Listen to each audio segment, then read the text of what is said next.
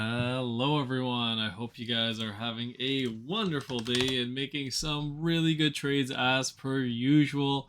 And let's dive right into the analysis. And as you guys can probably tell, the CPI did indeed come hotter than expected, but the market reaction was not what I expected. I actually expected a little bit more downside, but the market held up. You can see we actually initially got a negative reaction on that CPI news. We dipped down just a little bit, just a little bit. I think we're down like maybe 50 basis points, 70 basis points, and then the market reversed right away, and it was a non-stop rally essentially until the end of the day here. We almost made a new all-time high on the S&P, or we actually we did make a new all-time high on the S&P 500 here on ONDA. The SPY did not make a new all-time high, but obviously it was pretty much gonna make a new all-time high tomorrow, I think, if this rally keeps up here. Let me check the futures. The futures did not make a new all-time high, and the index did not make a new all-time high. But on ONDA, we did make a new all-time high, so that's interesting. But overall, it looks like I was wrong on the market reaction, but right on the economic data, and then that's how the swaps were priced. We saw that there was significant dark pool trades coming in at the lows of the day. They could have been interpreted as sells, but most likely those were dip buys, and the longs were essentially safe from there. We have this upsloping trend line that we've been holding, and really, I think that the case that's most likely going to play out now is going to be this melt up scenario, where we're going to start to gap up on a wave 3, and the shorts are really going to feel the pain. Like, take a look at this downsloping trend line right now on the RSI, and it looks like it's unbreakable, right? We keep making lower highs on the RSI and higher highs on this RSI here. But really, it could really just blast off from here and just have a big melt up into the 540 area, 550 area. I would not be surprised at all if that happened. And then we kind of finish off that wave 3, consolidate probably in the flat on a wave 4, and then maybe make a nominal high on a wave 5, and maybe that'll be it for the market. But that's significant more upside here. That could be a 10% move for all I know. And that on the SPY and the triple Qs. The triple Qs, I have us going higher on the triple Qs, right? And I could make the same count for the SPY, on this WXY ABC correction. But right now, what I have it marked as is essentially just a 5-wave move. I can make 5 waves here. And honestly, like it's not even that much of a stretch. It's not really a stretch at all because there's no invalidations here on the triple Qs. So you can actually make 5 waves here. So right now we should be going up essentially in a third wave. So this third wave should take off. I don't know what this is. What is this? Or 5 waves here. Yeah, okay. So you got on a smaller time frame, your 5th wave essentially just finished. And then you had an ABC correction, probably like a bit of a wave 2, or ended earlier. We missed it, but overall, you kind of get the bigger picture. You're gonna start to melt up, in my opinion. That's just what I'm thinking. I think that now, the CPI came in hotter. That's bad news. The market digested it. Could we have some downside in the short term? Maybe, yeah. Maybe we could have a bit of a bigger pullback.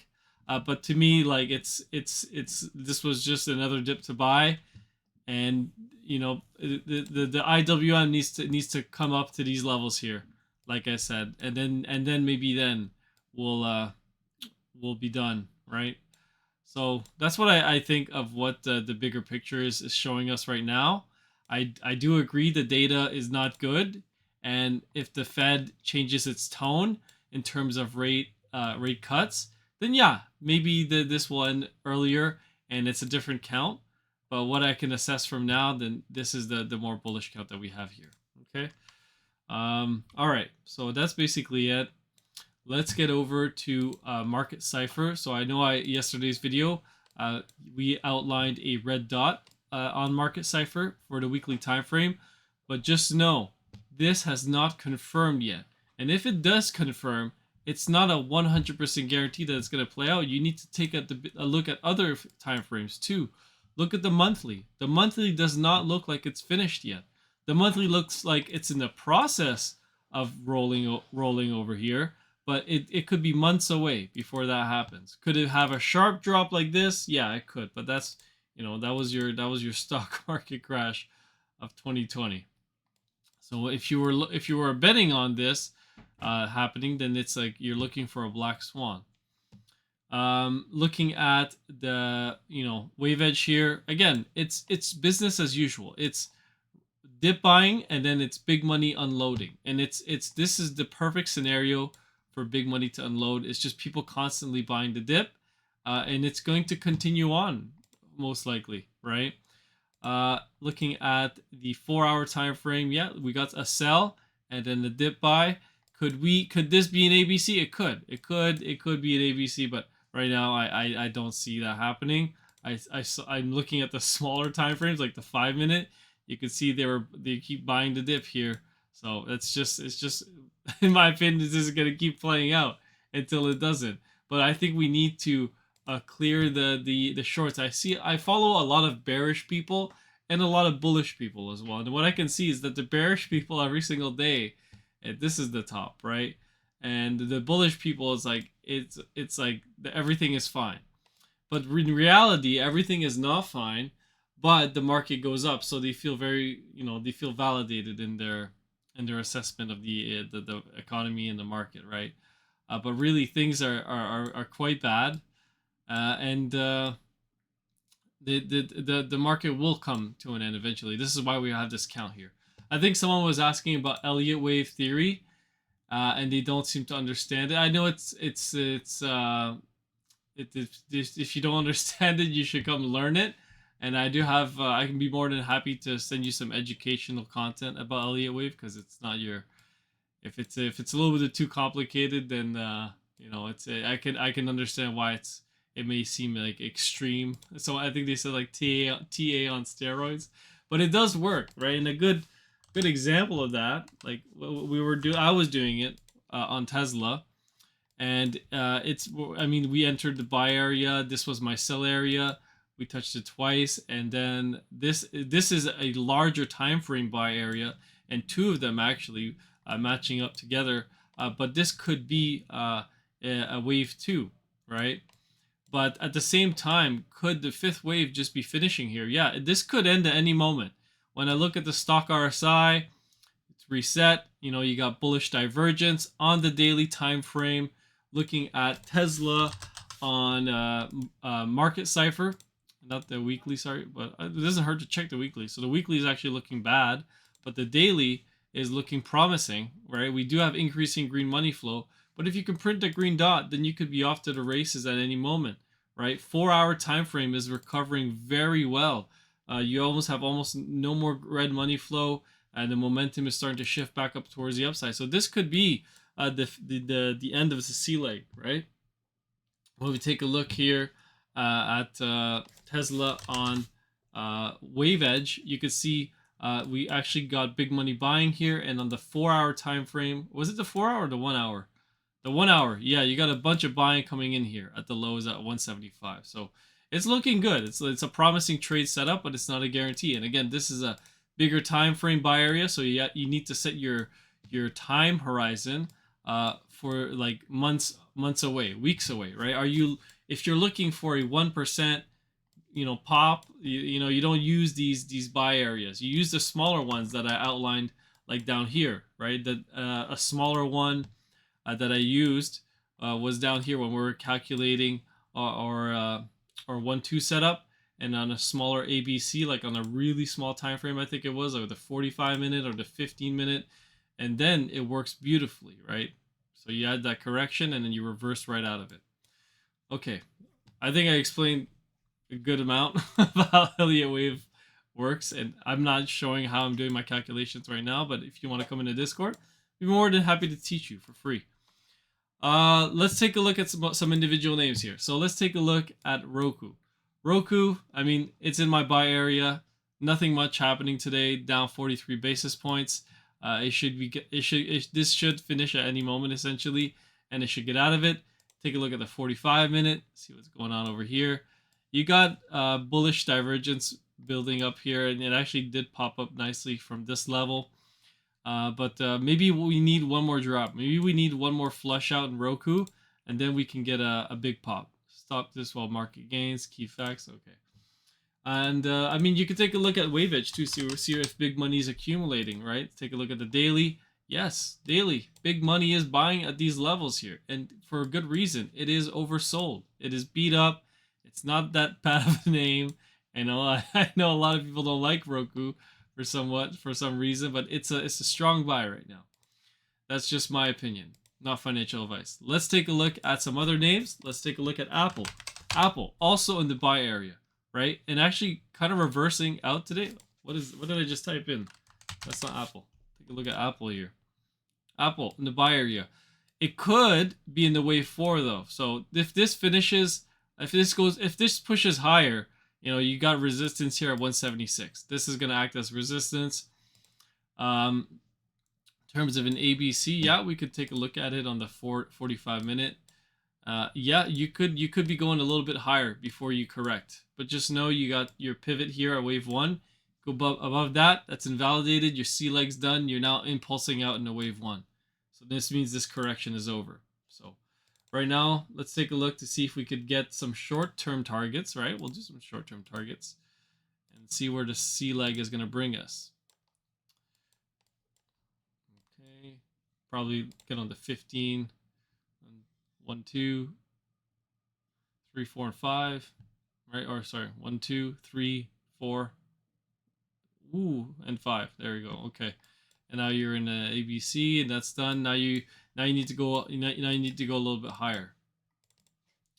So now you pull your fib retrace from the high to the low. Bring it to the low here, and then you have a target right around the 100% area right here to the 1.32. I wouldn't go anything above that. You could go to the 1.618, but then you'll go below your first pivot. If you want to mark this as your first pivot, you know, some people are going to say, because this was earnings, I'm not going to mark it as the first pivot.